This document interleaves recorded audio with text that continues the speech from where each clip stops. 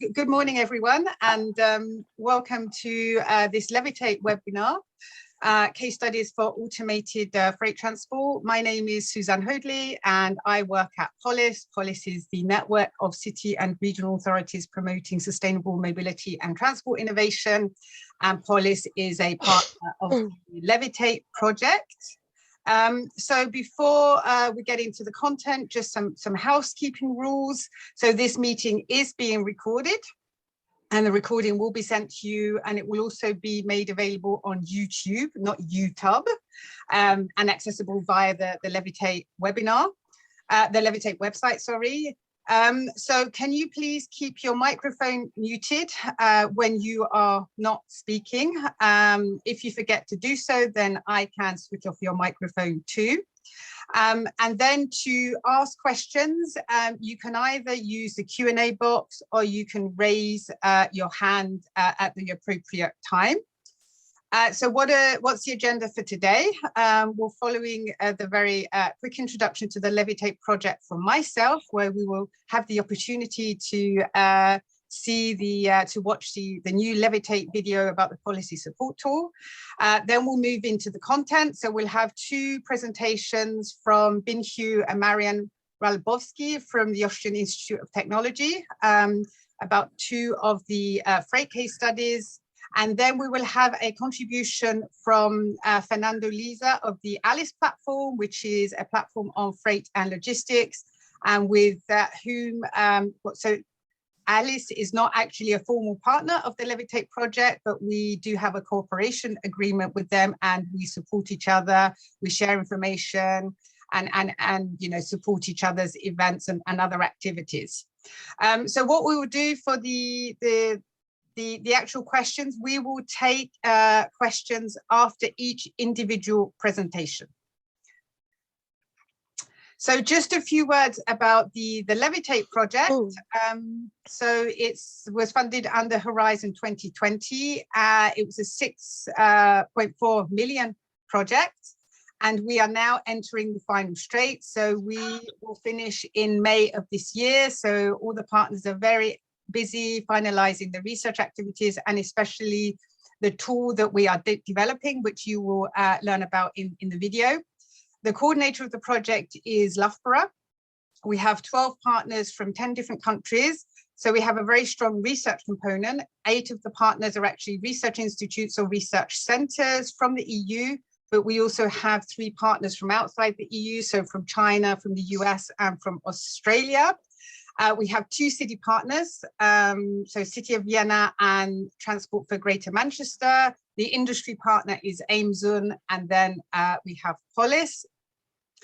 And this is the only slide I'm going to show you about the project. I mean, I find this slide really impressive. I think it really encapsulates well what the scope and the objectives of the project are.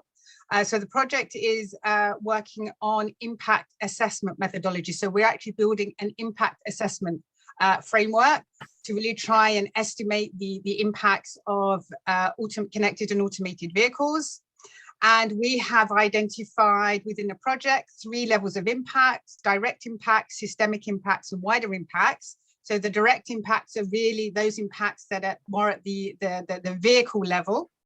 The systemic impacts are those impacts that are applied to the mobility system. And then we have the wider impacts, which are those impacts that are influenced, let's say, by the other impacts. And looking especially at the wider impacts, I mean, I can identify with so many of them because these are the impacts that public authorities are interested in. We're interested in understand how transport innovation, transport technology, new transport concepts are gonna, you know, impact on road safety, on air pollution, on public health, on modal share.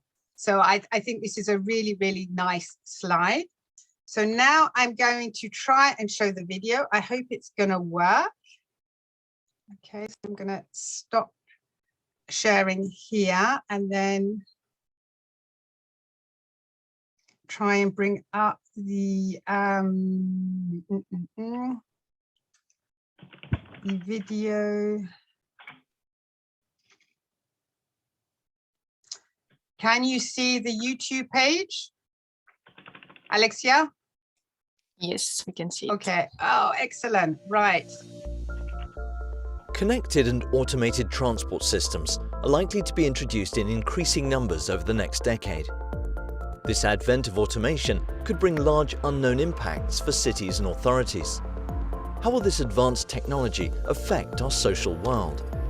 To answer this question, Levitate developed a PST, an open-access web-based policy support tool to calculate the societal impacts of automated vehicles. The Levitate PST is a hands-on, user-friendly tool for forecasting, backcasting, and cost-benefit analyses estimates. PST consists of a knowledge module and an estimator module.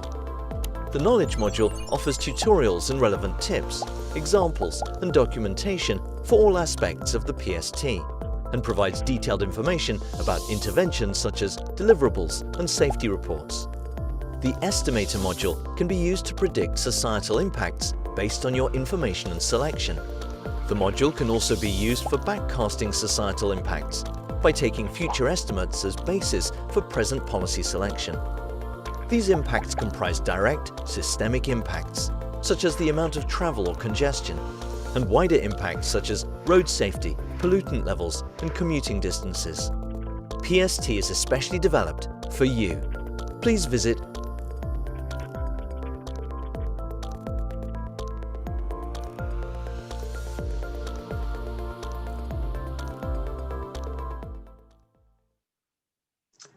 Okay. So that was the PST video. The PST is not actually ready yet. I mean, we're hoping that within the next 4 to 6 weeks, we will have the first version that we can actually work with. And then, of course, by the end of the project, we will have the final version, and we'll be sure to keep you posted about developments within the project. So now I would like to hand over to the first speaker, which is Bin from AIT. Bin, over to you. Yes. Okay, thank you, Suzanne.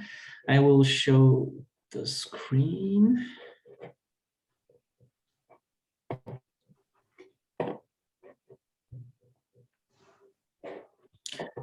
Okay, hello everybody. My name is Bin Hu. I'm from AIT, Austrian Institute of Technology, and we are leading the work package on freight transport or automated freight transport within the Levitate project. And today we will have 2 talks, and the first one will be on automated delivery and automated consolidation. First, a few words to Levitate project.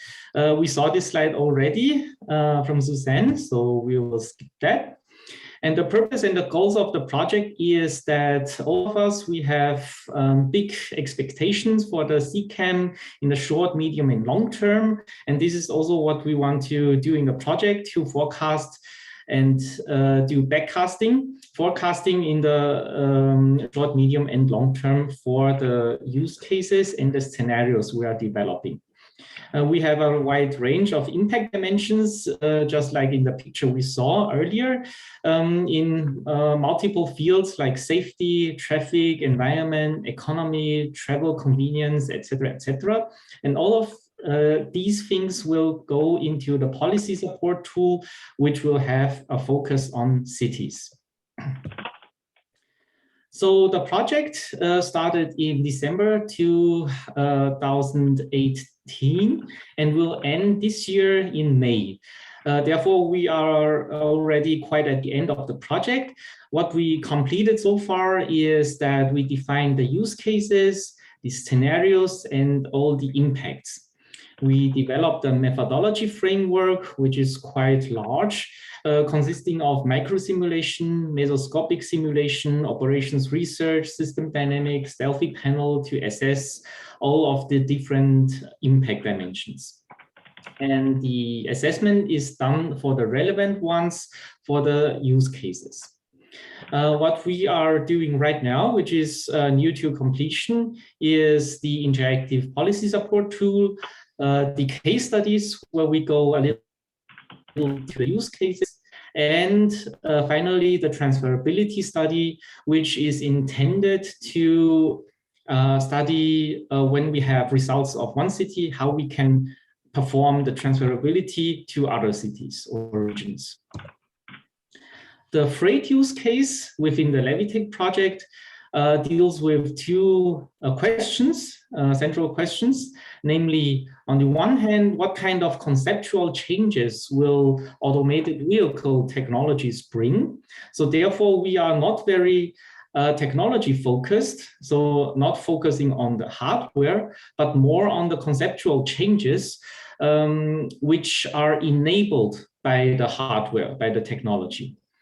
And the second question is, of course, what are the impacts? Topics within the freight use cases are automated parcel delivery, automated consolidation, automated hub-to-hub transport, and the effects of platooning on highway bridges.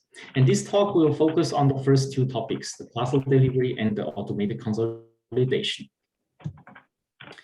So the first case study, parcel delivery. Why is it an important topic and why does it have so much attention? So first of all, it is a significant part of urban freight transport.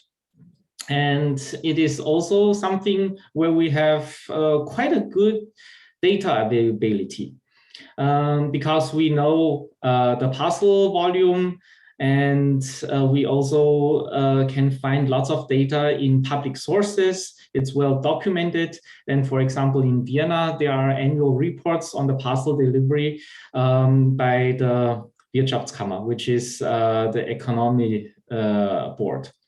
And in the recent years, we saw a high boost due to e-commerce, and therefore it's increasing its volume year by year. This is also what we see here. On the right-hand side, we see that we are already having a very high growth in this sector. And with COVID, everyone is doing e-commerce, and this gave a very significant additional boost. Therefore, it's in the focus of the city administrative due to the extreme growth. And the commitment is to reduce the emissions by the urban freight transport and also reduce the freight traffic volume in the cities. And the measures, what we can think of immediately is electrification of the fleet or consolidation. Electrification is something which comes from the directions of the industry, and consolidation is something which cities are interested in. Look at the parcel volume in Vienna in Austria. We can see on the picture here is that Vienna has around 2 million population. We have 272,000 parcels per day. I think it was in 2019. And we have 6 parcel delivery companies or 11 logistics centers. And on the bottom, we see the growth until the year 2019. How do we measure the delivery performance? So we use operations research to calculate the delivery tours from logistics centers or hubs to the delivery area, which is shown in the smaller picture, which is a zoom in into the large map. And on the map, we see the current distribution centers of the parcel companies. And then, as an example outcome from the operations research, we see the delivery trips from distribution center in the south to the delivery area in the north. And for example, for this area, we have 1,195 parcels. And then we can assess different kind of influencing factors or the impacts, such as the trip length, the average trip length, which consists of approaching distance. This is the distance required from the distribution center into the delivery area. And then the delivery instance is the mileage within the delivery area. And these are the key results which we can look into furthermore. Now coming to the automation, so manual versus automated delivery. Manual delivery is what we have right now, the current system. And in the future, when we have reached, for example, the level 5 automated vehicles, we can envision that something like a robo-van concept will work, where vans will be acting as motherships and smart delivery robots will swarm out of the delivery van and do the last handover to the households. Of course, when that happens, we assume that the required infrastructure, such as physical internet boxes or other infrastructure, are already there, so that the handover can also happen without human. And then the topic about consolidation is as follows. Right now, we have the unconsolidated delivery, which means that each company is doing the delivery on their own. And as a result, we have a high redundancy in the system. The same address can be delivered by multiple vans. This is what we see every day. The UPS delivers, and then 5 minutes later, a van by Amazon delivers to the same address. 5 minutes later, the same happens with DPD. And this is also something which city administratives are trying to avoid. And one concept is to do it by consolidation or white label concepts. White label is an important factor, which means that we are, in this scenario, envisioning the city hubs distributed a little bit more in the urban environment. And this is servicing all the delivery companies, which means that from the distribution centers, the parcels will go into the white label media hubs, and from there, the vans are doing the delivery, so that no redundancy to the households are given. Each address will be serviced by one van only. And this increases the parcel density, the density of the drop-off of the parcels, and therefore we can increase the overall efficiency of the delivery system. So these are the different scenarios, and just a few results on the Vienna case is that we see here, for each line, manual delivery, automated delivery, these are the unconsolidated ones, and then the manual consolidated delivery and the automated consolidated delivery. The numbers, well, we can skip to a figure here. So we see here two things. One thing is that we can decrease the fleet size. Oh, maybe we go back to the table. Namely, we do see that the number of trips will increase with the automated delivery because we foresee that the automated system will have a lower capacity of parcels, and therefore the total mileage will increase, and so also the number of trips. But the fleet size can decrease because in the automated system, the delivery vans can be run in 3 shifts compared to right now where we only have 1 shift per day. And therefore the overall fleet size can be decreased. And what also can be seen is that although the automated delivery will increase the driven kilometer, but with the consolidation, we see that the delivery distance or the total driven kilometer will be reduced significantly. This is due to removing the redundancy in the delivery system and that the city hubs are located rather in the center of the cities.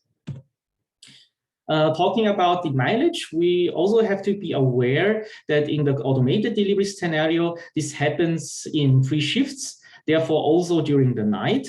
So if we compare that with the background traffic, where we have the morning peak and the afternoon peak, where we already have a very high traffic volume, then we see that the manual delivery overlaps quite extensively with the background traffic, whereas in the automated delivery scenario, we can utilize the night shifts and the shifts during off-peak hours. So this will cause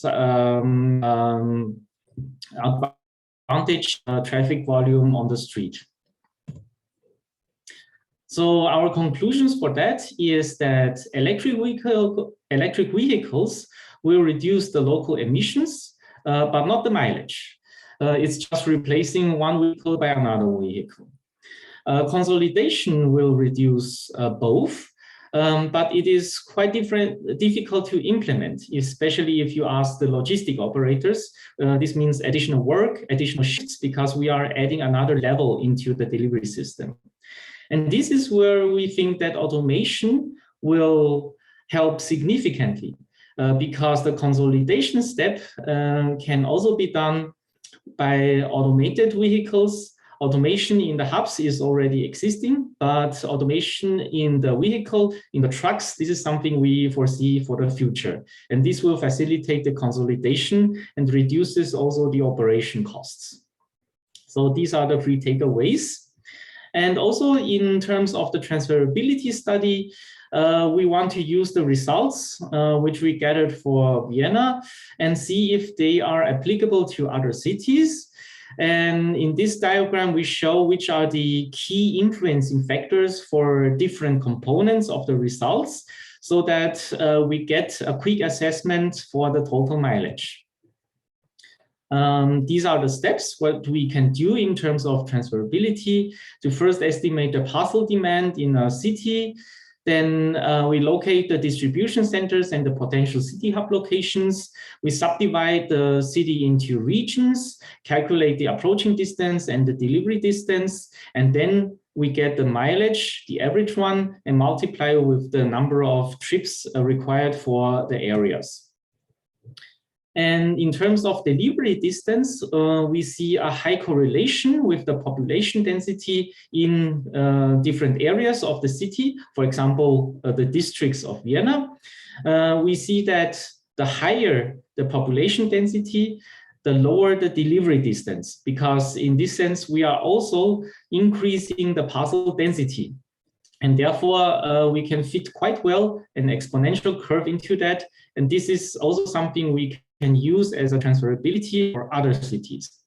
And therefore, we also got some results for Manchester, namely on the left picture, we see the distribution centers in blue and the potential hub sites in red. And on the right-hand side, we see the population density for the area of Greater Manchester. And we performed a quick assessment for Manchester, and we see a similar picture shown here that by automated delivery, we can decrease the fleet size, and by consolidation, we decrease the total driven kilometer. And the key takeaway from the transferability is that, well, it is an assessment procedure which offers some approximated results for automation and consolidation, which requires quite low effort. It is applicable to various cities, but of course we have to be aware that the results require some accuracy and the quality of data, so that reasonable results can come out at the end. Okay, then that's it. Thank you for your attention. And if you have any questions, I'm happy to answer them. Thank you. Thank you so much, Bin. I think you can stop sharing now. Mm-hmm. Yeah, that would be great. So we can at least see your face. Okay. Yeah, you just click on stop sharing at the top. Yeah, that's great. Yeah, so thank you so much for really keeping this very concise and very focused and for sticking to time. So now we have some minutes for questions to Bin. So I see there is one question from Carlos, so maybe you can just open your mic, Carlos, and put your question to Bin directly. Sorry, I don't. One moment, I don't see how I can stop the sharing, because I can share something new, but it seems I cannot stop sharing. Okay, I think I can do it. Let me check.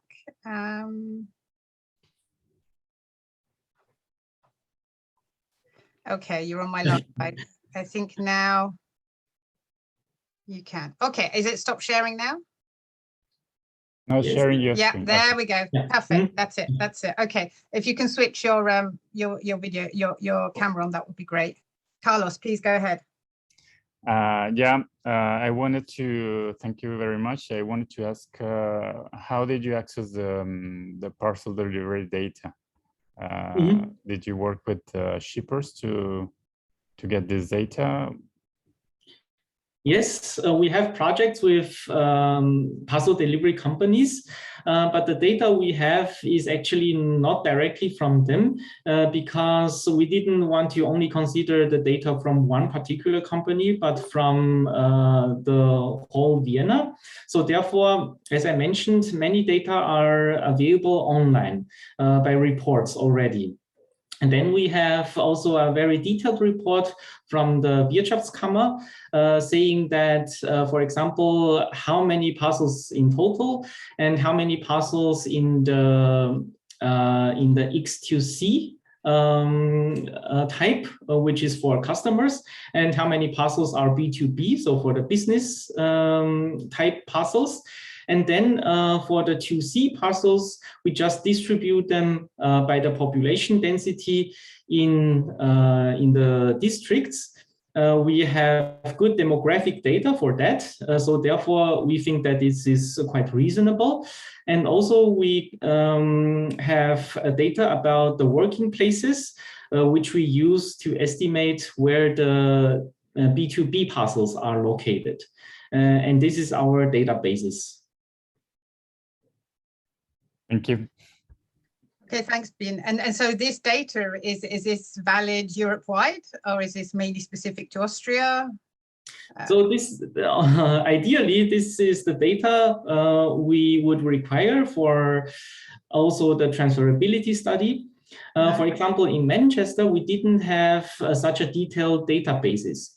What we did for Manchester was that we also took report from the European Commission on the parcel demand per person, and this was on the level of UK. So we say that if we don't have more accurate data, then we just take the data from UK and apply it to Manchester. Maybe it's a little bit more, maybe it's a little bit less, but hopefully it doesn't differ too much. So that's also something what we said at the end. The better the data, the better the results. But if we don't have too accurate data, then we can also live with some approximations to get a picture of the system. And then in the reports then that and the documentation that's going to come out of Levitate, are you going to indicate this, that, okay, ideally you should be getting data from these sources, but failing that, you could, these are proxies. I mean, are you going to provide that sort of information? Because I think it could be useful for those who want to use the tool, especially the researchers. Absolutely. So on the one hand, the flowchart we saw and also the step-by-step, this will be in the documentation so that we know how we proceeded with the case study and the transferability. And we will also point out which kind of data was missing or which kind of data could be improved to increase the quality of the results. Okay, great. Thank you. Okay, right. Are there any other questions? I can't see any hands raised. If not, then I have one final question. Now is your chance to ask a question to Bin about this case study.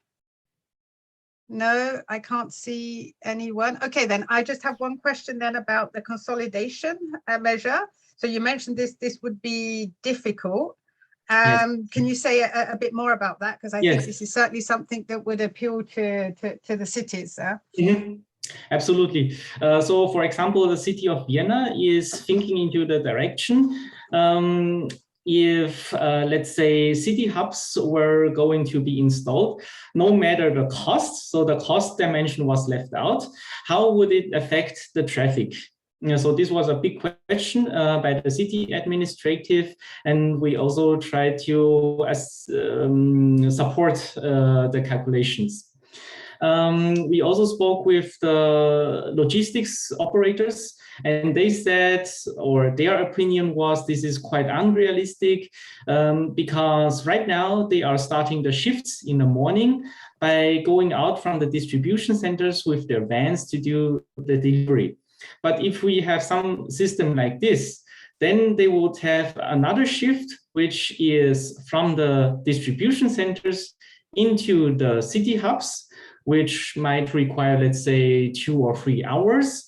And then at the city hubs, there might be a further step required for parcel sorting, which also takes time.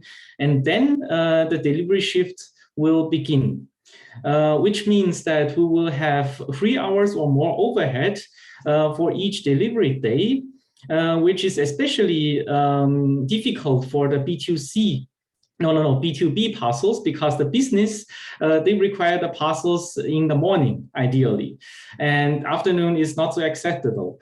And therefore, what we said earlier is that if automation is a real thing, then this step could happen during the night before the morning. And therefore, in the morning, the delivery shifts can really start from the city hubs. So this is something which might come in the future, hopefully, and this will have a good impact on the urban city logistics. Okay, great. Thank you very much, Ben. Okay, then. So I can't see any more. I can't see any hands raised. Or let me check if there are any questions in the chat box. No, I can't see anything. So if in that case, thank you very much once again, and let's move on to our second speaker from AIT, which is Marianne. Marianne, please take control of the screen, please. Yes, thank you, Suzanne. I hope you can see my screen now. Yes. My name is Marian Raldowski. I'm also from AIT, like the previous speaker, and I want to present you today in the morning the study that we have done within the Levitate project, which is on the truck platooning on urban highway bridges. So we are dealing here with the question, how would truck platooning affect our current infrastructure, and especially the urban highway bridges. So the problem that we are dealing with is that the new bridges currently are designed for certain load models, traffic load models that are defined in the building codes. And these load models were derived from some traffic load measurements which were done in France in 1986. And they also include some assumptions on future traffic development. Regarding the existing bridges, national codes may allow even some lower requirements on load carrying capacity. For example, 80% of this load model 1 defined in the building code. And yeah, this is depending on each individual country. So we want to answer the questions, would truck platooning change the traffic load requirements for bridges, and what measures would be necessary to operate traffic with truck platoons on the current infrastructure that we have? So the expectations that we had prior to running this analysis were based on common sense that basically the reduced truck distances when the truck are traveling in a platoon would cause a concentration of vertical traffic loads and thus increase bridge loading. So for example, when we look at one cross section in the bridge, typically the critical is in the mid-span of the bridge, this cross section is loaded by some bending moments, and these depend on the traffic loads that run on the bridge. So the bending moment depends on the axle load, but also on the position on the bridge. So this is expressed here by the influence line, which expresses the value of the bending moment depending on the load position. And this was what we were working with. The next expectation was that the track repetitions may produce some increased dynamic resonance effect in the bridge. And also that we would experience larger horizontal forces in braking events, because when these truck platoons starts to break, synchronized braking occurs, and this is expected to produce larger forces. Okay, so what was the method that we have applied? We have simulated a traffic flow with a defined properties, and we have simulated 50 years of traffic flow. So we have simulated the properties of each vehicle, their distances, their masses, and so on. And using this information and defined bridge models, we have calculated internal bridge forces, their history, which looks like this bottom left picture. So we have the time axis and the value of the cross-section force, and we extracted here the traffic event maxima and use this to construct such a histogram. So this is a statistical evaluation, and we have used this to calculate exceedance probabilities of different force levels within 50 years of traffic flow. So this is the critical value that is used then for evaluating the bridge safety. For the traffic, we have used a model that we have found in the literature. And this model defines different truck types. So we have here the personal car, and we have here 5 truck types with 2, 4, and 5 axles, and with a defined distribution of their gross weight. And this traffic model was done actually for intercity traffic. So we have a very large portion of trucks. In the right lane, we have only trucks, and in the left lane, we have 80% cars and 20% trucks. Also important was the information of the vehicle distances, because these gives us the concentration of trucks on the bridge. So, and this depends on the traffic intensity. So depending on traffic intensity, we have different distribution of vehicle distances. And we have applied the generated traffic on different bridges. In total, we have modeled 35 bridges with a length between 15 and 150 meters. And we have modeled different bridge types, which are defined by these cross sections. And we have used values that are typical for these bridge types and their respective span length.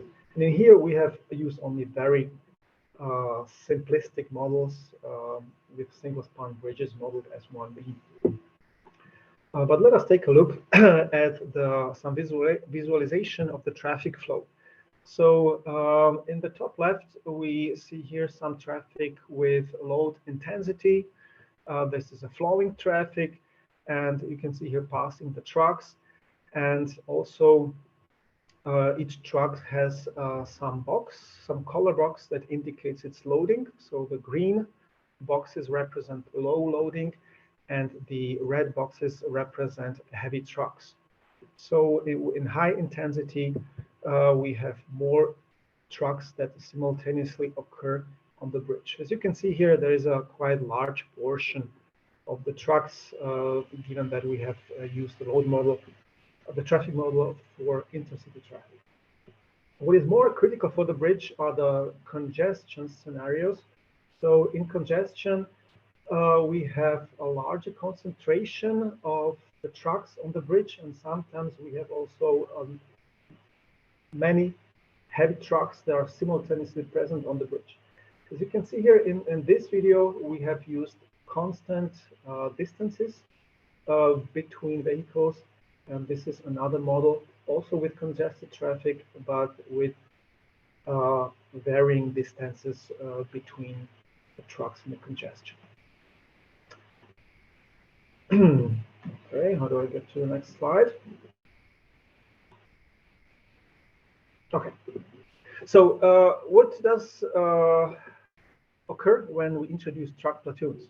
So in this case, we can see here that there is normal traffic, and then at a certain point, some truck platoon may come. This looks like this. And of course, this produces a concentration of the loads on the bridge. On the next picture, we can see here braking events when truck starts braking, and the other cars and trucks behind it must also brake in such a way that they do not crash. And this introduces some horizontal forces to the bridge. The similar case with the traffic platoons looks like this. The first truck in the platoon starts braking, and all the other trucks also must brake with a quite large deceleration. So we have analyzed this 50 years of traffic, and using this information, we have calculated the probabilities of exceedance of certain force levels. So what we see here is the probability that the internal force in the bridge, the maximum internal force in the bridge within 50 years of traffic, would exceed the internal force requirements that are defined by the Eurocode load models. And the requirement is that this probability should not exceed 5%, which is defined by this thick black line. So in the baseline scenario with platoons, we see here that we are well below this requirement, and the three curves that are presented show different models of inter-vehicle distance in congestion. So depending on how exactly do we model the vehicle distances in congestions, we get a little bit different results, but overall we are well below the code levels. In the case with truck platoons, we see here a quite large increase of the internal forces, or what is actually plotted here, the probability of exceedance of the code level. So basically, it indicates that we, starting with a span length of 60 meters, we enter some kind of zone of low safety. So when we get back to the problem statement and to the question, would truck platooning change the traffic load requirements for bridges? The answer is definitely yes. And next, what measures would be necessary to operate traffic with truck platoons on current infrastructure? So we have looked on two options. The first would be the strengthening of the existing bridges, and the second was intelligent access control. So let us first take a look on the first option. We have evaluated the strengthening needs. These are some estimates, of course. And what we see here is the required resistance increase. So values below 0 are not critical, but values above 0 represent some need for action. And these are different curves depending on different bridge types and depending on the current bridge condition expressed by this alpha Q factor, which states the current bridge capacity to bear traffic loads in relation to the current code level. So depending on the bridge condition and bridge type, we get here the resistance increase that is required up to 25%. What does it mean in terms of cost? We have tried to make some estimates, which was not easy, and I have to say that these are only very rough estimates of strengthening cost, and they are placed in a ratio to cost of building a new bridge. So we see here that depending on the span length and the bridge condition, we would expect different retrofit costs, as they concentrate mostly around the values of 20% for smaller strengthening measures. These are all these ones, around 40% for large strengthening measures. These are these cases. And the case with 100% means that the strengthening is not feasible and the bridge would need to be replaced.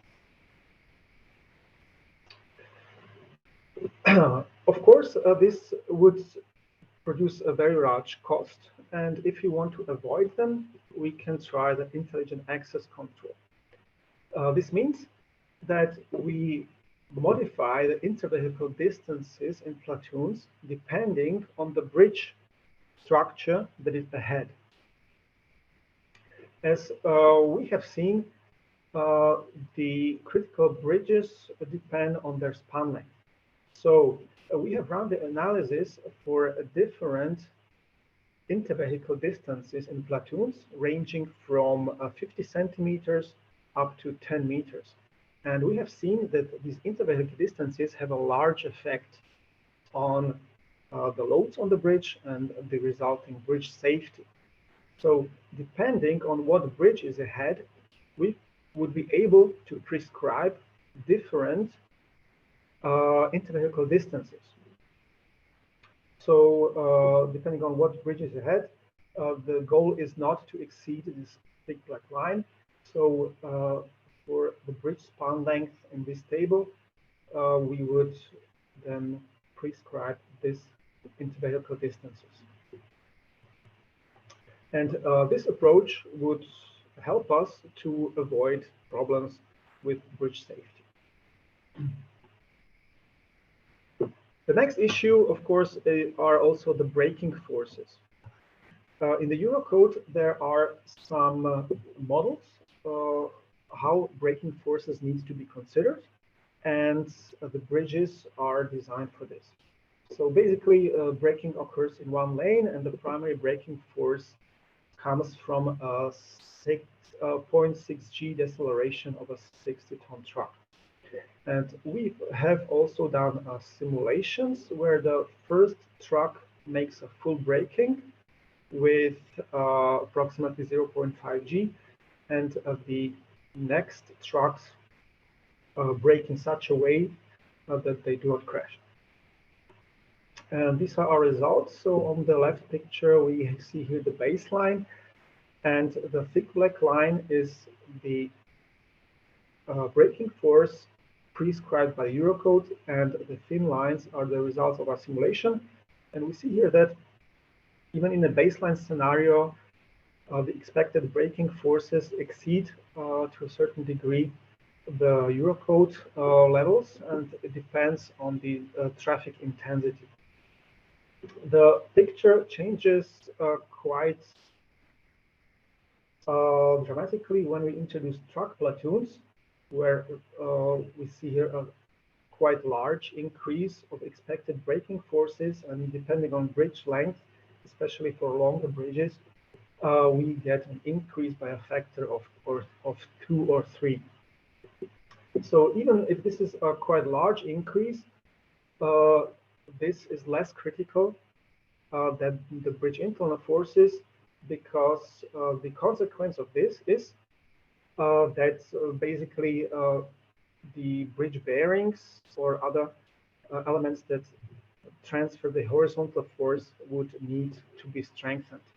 But this is usually less critical than the exceedance of the vertical force loading.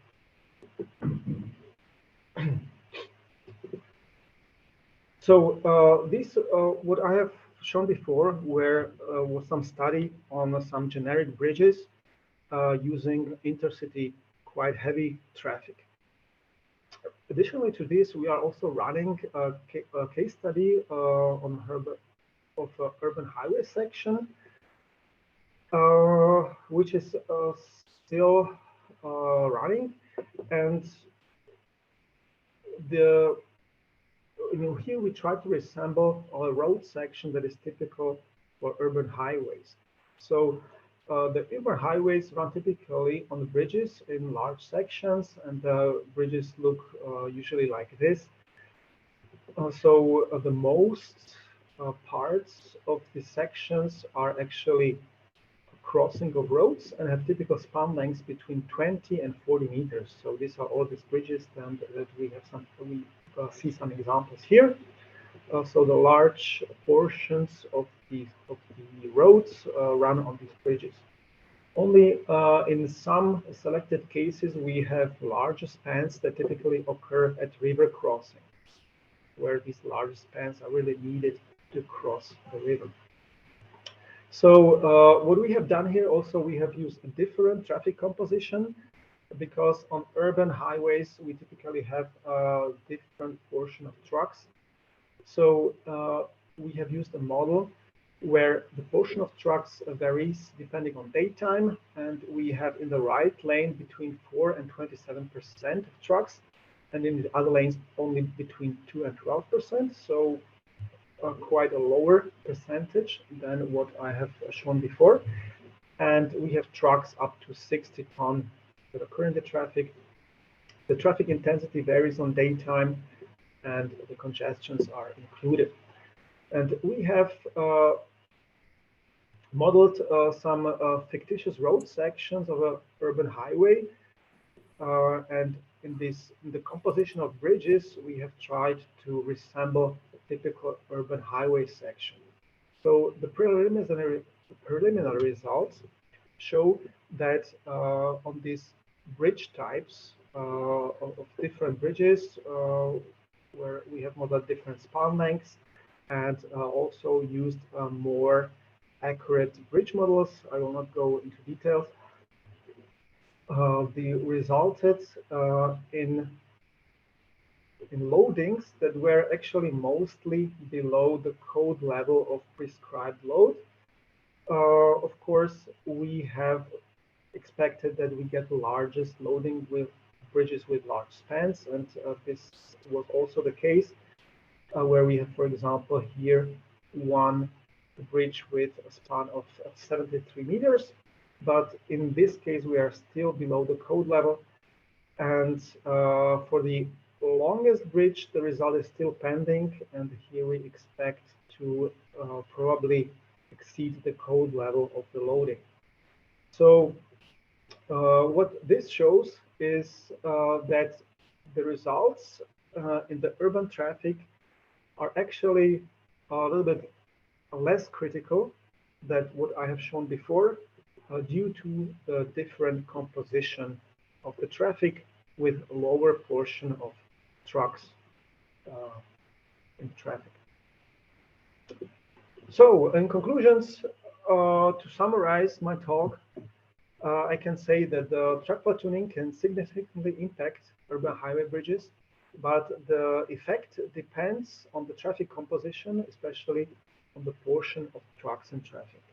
And we expect that mostly on the bridges with large spans, so those are the bridges that cross rivers, would be affected.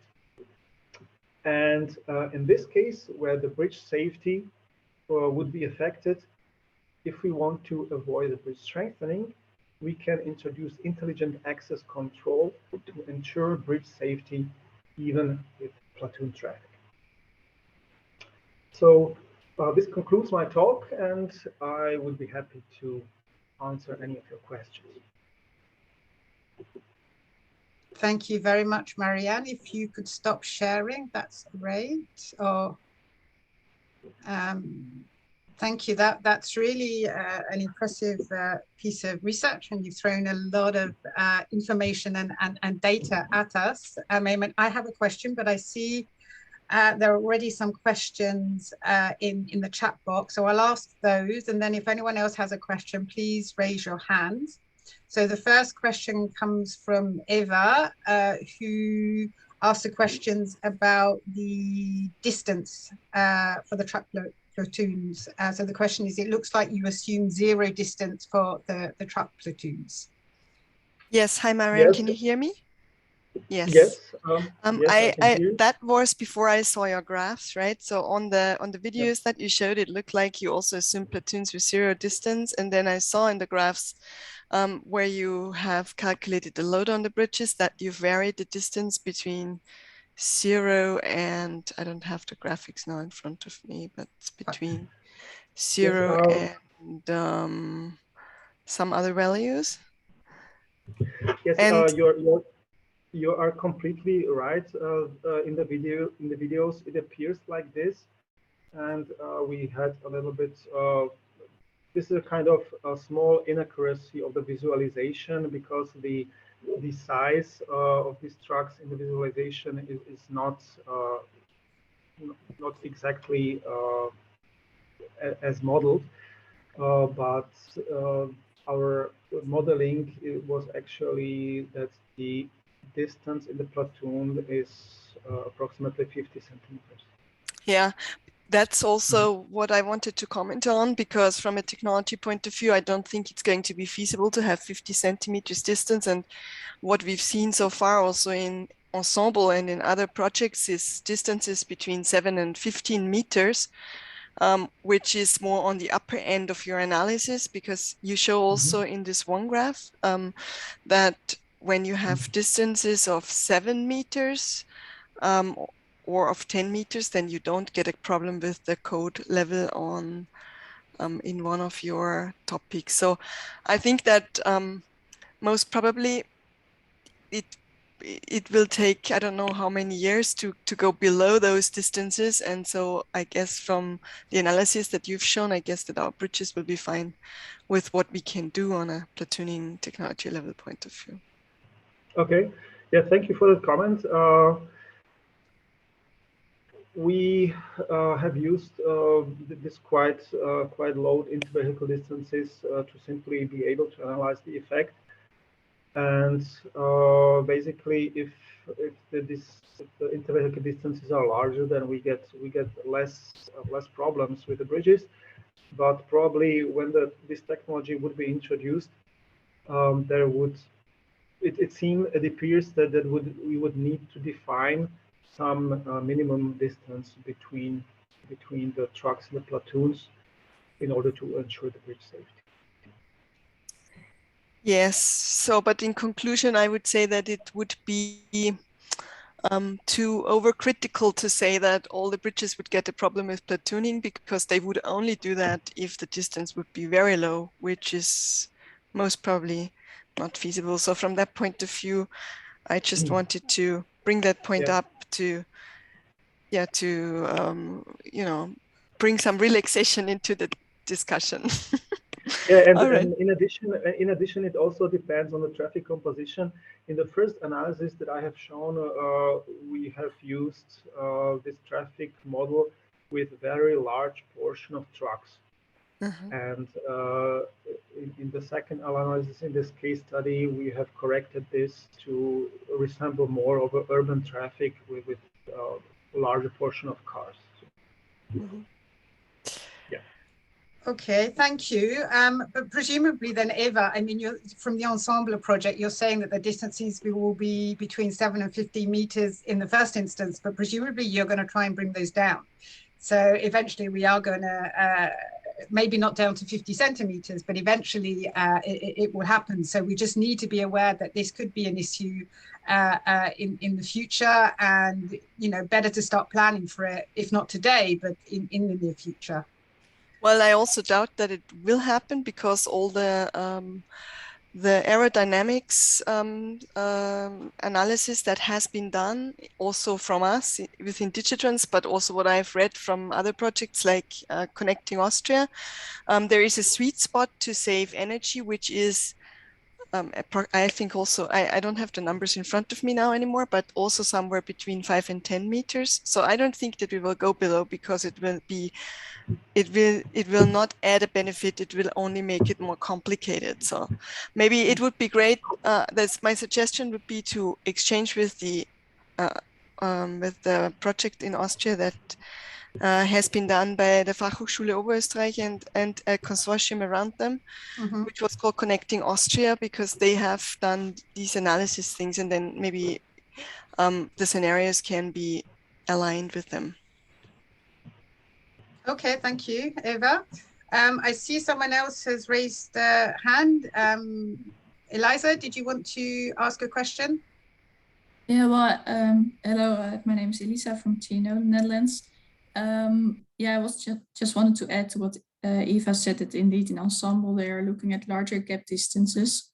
I myself am not directly involved in a project, colleagues of me are. So indeed, if you want to align scenarios, please let me know, then I can get you in touch with them. Okay, thank you. Okay, thank you. Before I move to Fernando's question, I have a question then. I mean, is speed a factor that needs to be taken into account as well? Because I'm thinking back to in Gothenburg, they introduced some form of intelligent access control on a very old bridge that they had, which is no longer in use. But pending the construction of a new bridge, they had to use the old bridge, and they introduced geofencing to ensure that buses crossing the bridge did not exceed a certain speed, because the bridge was so old. So I don't know if this is also, you haven't considered that maybe in the research, but I just wonder, is that something that can also affect the pressure on the bridge, the load on the bridge? And yeah, there are two effects regarding the speed. So first, I need to say that we have not considered any overtaking effect. So basically, the traffic flow that we have simulated is in such a way that all vehicles in this traffic flow, have share the same velocity. So there is no overtaking of cars,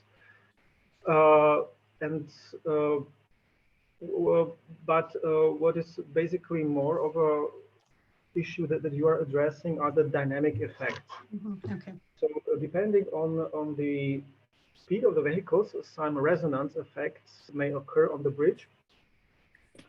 And we have actually looked into this, because this was also an issue that we were expecting that would occur due to this repetitive loading of the trucks in platoons, that some resonance effects may occur. But our analysis showed that this increase of this dynamic amplification was actually quite low compared to the normal traffic. Okay, so from that sense, I would say that it does not seem that the velocity plays a factor when we compare a normal traffic and platoon. Okay. Okay, great, thank you. So we have time for one final question from Fernando. Do you want to ask your question, Fernando, and then you can stay on because you'll be up next?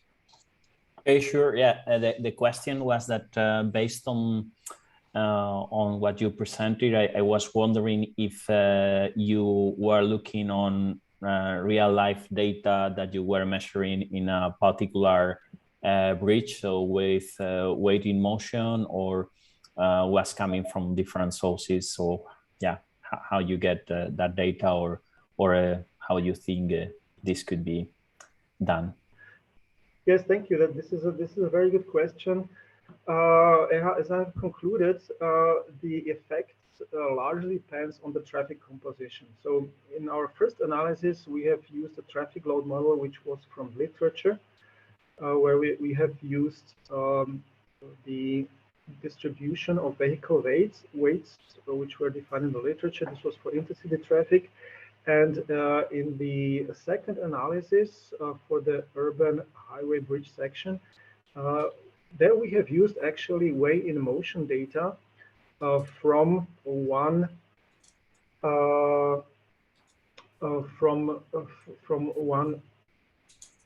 place in Vienna, and using this data, we have then derived the traffic loads or the properties of the traffic flow.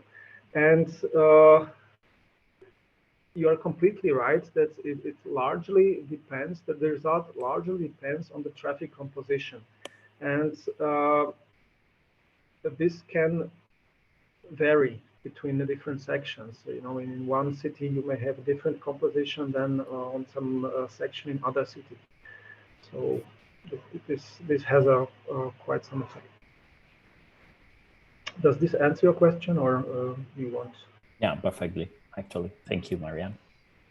Okay, great. Well, I think we need to close there. If there are any more questions for Marianne, then you can put them in the chat box, and Marianne can answer them, or you can contact him directly. So thank you very much. And now we move on to our final speaker. So Fernando is going to share with us some trends and challenges of CCAM for his community.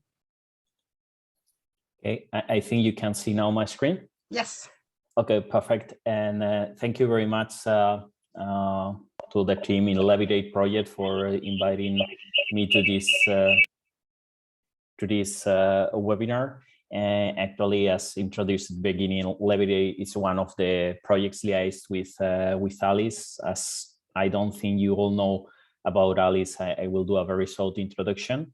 We are a non-for-profit association based in Brussels, and we are more than 540 different experts in Europe participating or being part of Alice. And these experts come from a variety of companies in the freight transport and logistics, representing all type of stakeholders, different like big shippers, manufacturers of goods, retailers, and logistics service providers, but also infrastructure, technologies, vehicle manufacturers. So then we have a very holistic overview of all the topics and subjects that we address in Alice.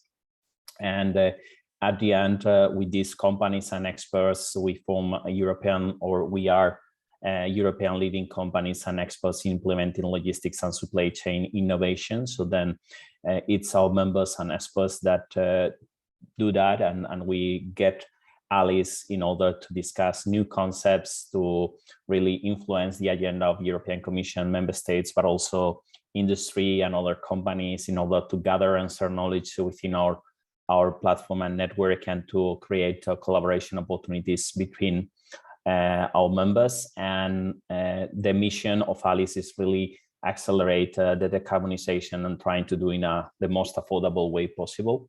For that, we created or we presented in at the end of 2019, just the day before the Green Deal was launched by the European Commission. We presented our zero emission roadmaps, and there we included 5 areas of intervention in order to achieve the decarbonization of freight transport and logistics in an affordable way. This was based on a book of Professor Alan McKinnon that we were working with. And then there are, as I think been also sharing his presentation, eventually you can move all your fleets into electric or zero emissions type energies, but still there are other problems like congestion and all that. And also you need to make this transformation affordable. And there is where there are these other 3 areas of intervention, and particularly we believe and we think autonomous and automated transport systems can really support increasing load optimization, load consolidation, and reduce empty moves in the logistics. For example, we know 25% of the trucks are running empty, and also more autonomous transportation systems will support moving forward to the open transport networks and warehouses linked to the concept of the physical internet. And we truly believe in order to make transition to zero emissions affordable, we need to work more on these 3 left side areas, and we need to continue also working in the other 2, of course. So then more into the context, then we have different thematic groups, and the connected cooperative and autonomous mobility elements are within the thematic group on systems and technologies for interconnected logistics within Alice. And we also have different or horizontal programs. And then, for example, Levitate is one of the liaise projects. And then we work with Levitate for the knowledge management aspects. So then we gather good presentations of today, and we map them and we share with the members that could be more interested in, or mostly interested in them. In the area of CCAM, here you have different initiatives that are linked with Alice, and I'll start with Aeroflex. That is an H2020 project that finished last year in September. And actually this is quite linked to the intelligent access policies. They had a lot of work, or they have done a lot of work in intelligent access policies, and it still could be linked to your work, Mariana. And we see more and more these intelligent access policies for the infrastructure are needed, are linked also to the automations. Of course, Levitate, this was the project of today. Then show that it's focusing on automated urban mobility. It's mainly focused on passengers transport, but it also has some pilots and demo cases on freight, and we are looking forward to the results. Then Sprout, that it's initially not linked to the CCAM activities, but there is one initiative that it's on Cargo Kitchen, that it's really linking autonomous transport systems or linking pods for freight and passengers. And our last but not least, this is our fully focused project on logistics autonomous operations, started last year, and it's focused on make it work in all type of weathers, but they have 4 use cases that are very relevant for freight transport and logistics. And all of them are in the umbrella or linked to the partnerships of CCAM, Connected, Cooperative and Autonomous Mobility. Alice is member of this partnership and actually was one of the supporting platforms at the very beginning 2 years ago when we started the discussion with the Commission on this partnership. I extracted some results that could be interesting. So for the discussion here, at the end, Award made a very nice just released deliverable at the end of December and one of the elements included there that I wanted to highlight is which are the incentives, which are the expectations from logistics companies in order to include automated or autonomous systems. And actually, as I said at the beginning, it's really there. It's how to get these systems to improve vehicle utilization, how to lower costs, and how to get a competitive advantage also, as presented by Bean before, how you can eliminate off hours, so then how you can get these vehicles working 24/7 or more time, and then reduce delivery time. But also, I think it was very good presentation from Bean how these vehicles or consolidation could be linked together in order to reduce the number of kilometers, so then you reduce by default congestion. There are other elements that are very, very important or relevant for getting into this more automated transportation, particularly in the long distance on drivers. There is a big issue with drivers shortage, and more and more, I think automated transport is indeed reinforcing this, because it's difficult to get people willing to take that venture, knowing that maybe in 10, 15, 20 years, they are not anymore needed, at least for the long distance. So then there is where the most problem is, not so much in the short distances.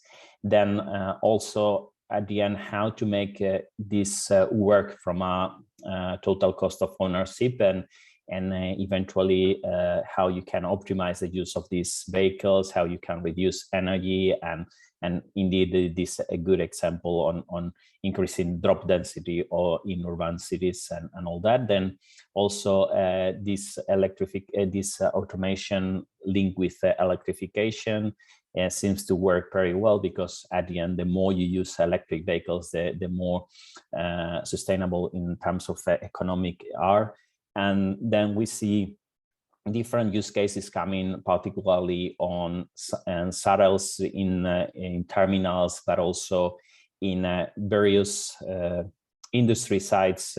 You get normally trucks moving trailers from one yard to another, and this is very repetitive work that is done in many places, and there is where we see these vehicles starting to be implemented first, and then the question here is that how we can use this type of solutions actually to make a better use of the infrastructure. We see it quite congested over day, but not so much overnight, and some of the goods could be traveling overnight, where the infrastructure is not so congested, but of course this posed a little bit more of technical difficulties and all that. But we truly believe this could be a good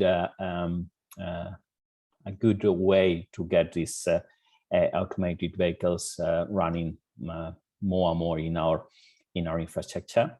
And then, yes, I wanted to highlight this last slide, in which we can see different types of vehicles typologies for automated transport and scenarios. This structured by from a study, a paper actually that was released already 2022 by Helen Buldeo and Leticia Dablang, and I also recommend this paper because it drafts quite well the different scenarios and also how this is evolving worldwide and could evolve also in Europe. And this is my last slide, just to thank again Levitate project for the presentation. I think it was really good also to see other projects like Ensemble, and really this is what we try to do in Alice, to collect different projects, different initiatives and knowledge in order to share that, collaborate, because we truly believe if we want to achieve zero emission logistics in an affordable way, this is a task for all of us together. Nobody can really address this on herself. Thank you very much. Thank you, Fernando. If you could stop sharing, maybe then we Sure. can see you properly on screen. It's very interesting to get, some of the some insights from the different projects that you've been involved in. I especially like the insights from the award deliverable 8.1 expectations for CCAM. That was good, and the autonomous vehicle typologies. I guess if anyone has any questions for Fernando, please raise your hand, or any comments. I guess I have a question for you, because you represent a wider community. You're involved in projects, a bit like Polis. We represent city and regional authorities, and we're involved in projects. But I wonder, how would you rate the level of really awareness and preparedness of the industry that you're representing for CCAM? Because when I look at Polis members, yes, we have a handful, maybe a dozen, that are very active in projects and starting to think about the future and what needs to be done. But for the majority of the other Polis members, CCAM is really, especially automation, not so much a connected side, but the automated part is really seen as something for tomorrow, and we're still in the research and development phase. So I just want to get your take on what you feel is this level of awareness amongst your members.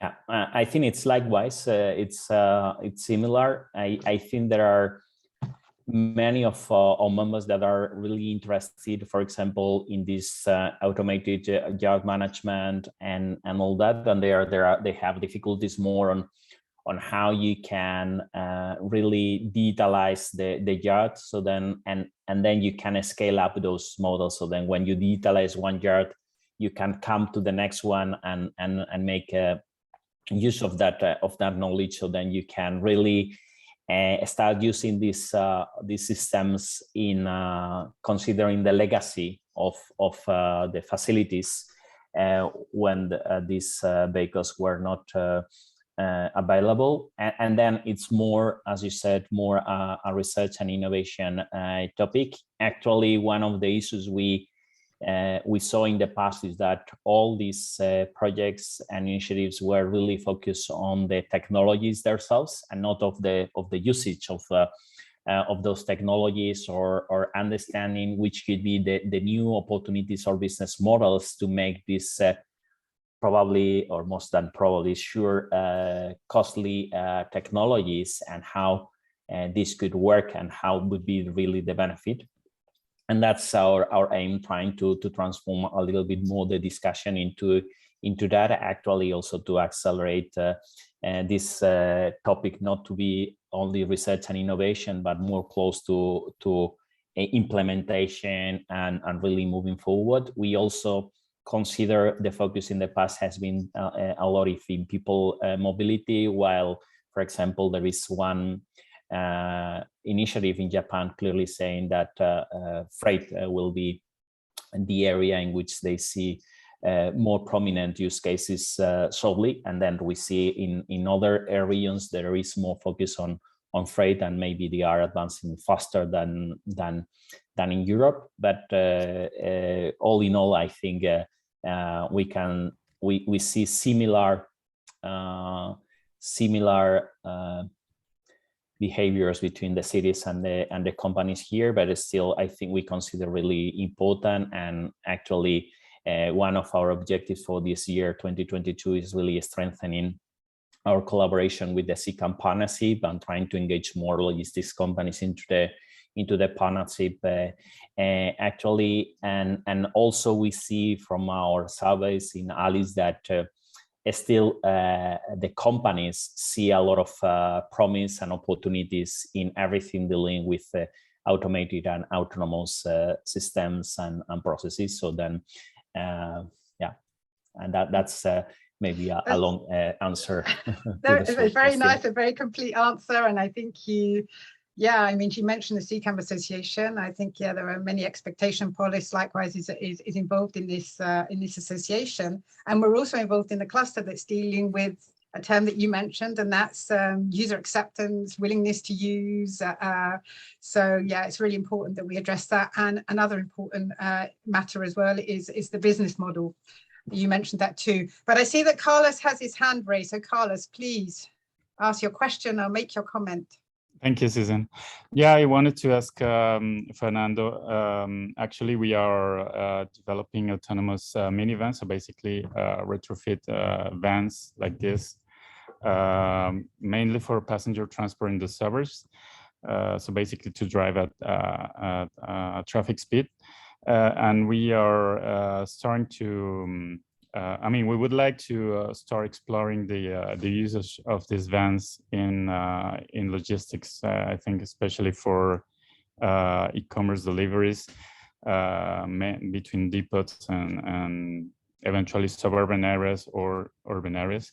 And I would like to know who can we talk to, and we would really like to explore very quickly the usage of these vans in logistics, and then secondly start trialing as fast as we can. So how could we do that with ALICE? Okay, Fernando, before you answer, maybe thank you for that question, Carlos. Maybe Ben, you can maybe ask a question or make a comment, and then you can answer them together, Fernando, because we only have a few minutes left. Okay. Yeah, I just wanted to comment on Fernando's slides. Namely, I also agree that freight might see first introduction of automated vehicles, since we don't have to deal with user acceptance and so on, because parcels, they don't have such thing as accessibility. And then I also agree that there is a big issue currently with the drivers, especially for trucks, long distance trucks. And this was also initially a topic within the Levitate project, but then we decided to focus more on the city settings. But this is actually where automation will be introduced last, with level 5 automation. Compared to that, on the highway, we could envision that with level 4 automation, this will already work. So just wanted to give this comment. So fully agree with you, Fernando, and thank you.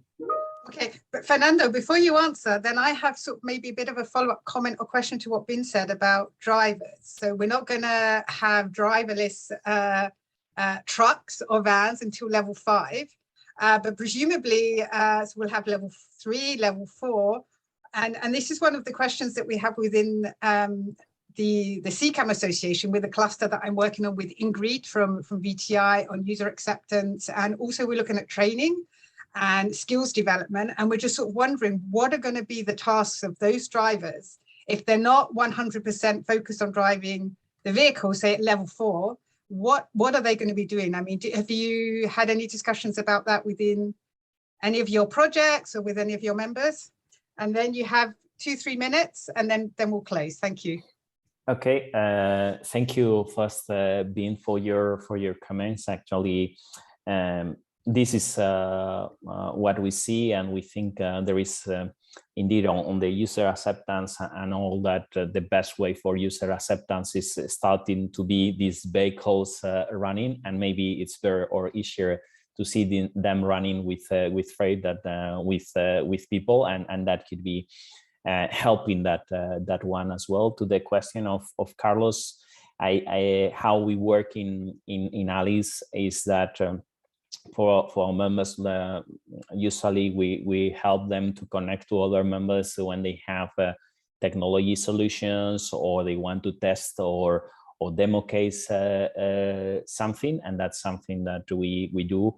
And in concretely, we have 4 postal operators in Alice that I'm really know they are working on this type of solutions and looking. They have their own providers, but obviously they are always open to new concepts and solutions and tests possible. So then, and the people it's connected to Alice is more the innovation or sustainability side, or having a different profile. So then it's different when you contact this type of companies from your countryside. Maybe it's more, they are more looking into the actual operations, while if you're talking to European or global levels, maybe they are also more looking forward looking. So then it's not so much welcome at the operational level, because it's not mature enough.